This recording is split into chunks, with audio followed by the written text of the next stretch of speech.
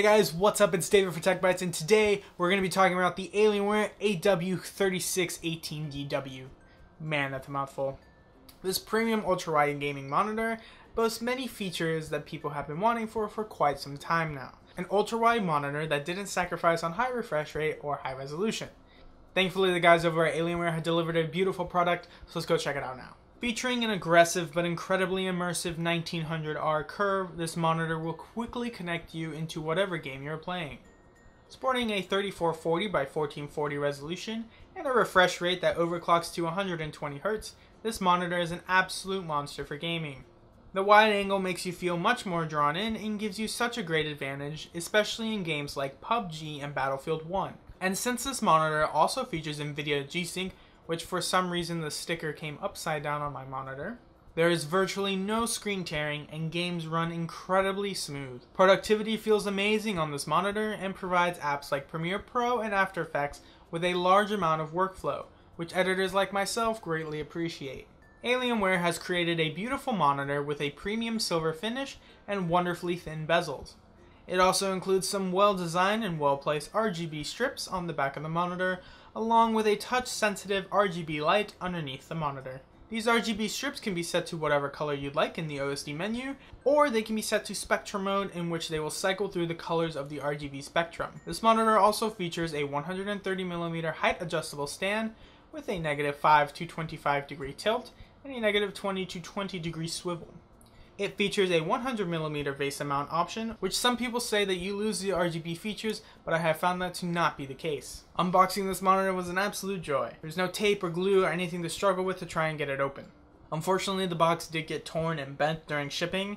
I'm looking at you, UPS. But thankfully, everything was safe inside and nothing was damaged. The unboxing process was relatively simple, and you can go from box to gaming very fast. ALIENWARE has also included everything you need to get your monitor up and running, including a DisplayPort cable, a USB uplink cable, the power cable, and a mini DisplayPort to DisplayPort cable.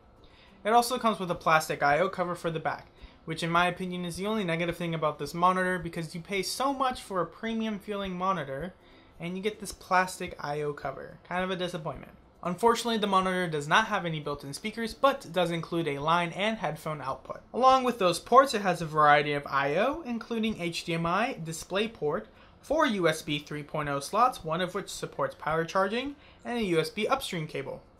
Now, as for overall image quality, it is beautiful and I love it, especially with some of the tweaks that I did, which I'll get to a little bit later. I did not notice any backlight bleed when I put a full screen black image on the screen, but other people claim that there is a small bit of clouding to the bottom of the screen. As for bright images, I have noticed that at the top edges, the image gets a little bit darker, which can be disappointing for some people. But for me, since I don't really work in the corner of my screen, I didn't really notice it, and it doesn't really bother me that much. Now, out of the box, the monitor does advertise 99% Srgb coverage, but according to TFT Central, with a little tweaking, you can get up to 108% Srgb coverage. TFT recommends that you use a custom color profile and that you set the colors to 93, 93, 100 respectively. They also recommend that you set your contrast to 75 and that you set your brightness to 37. Now, in my opinion, I think that 37% is a little too dim for me in my environment, but according to the charts, there are several other sweet spots where you can achieve similar coverage. These sweet spots are around 55 to 60 and 75 to 80%, which I personally have mine set to 77%.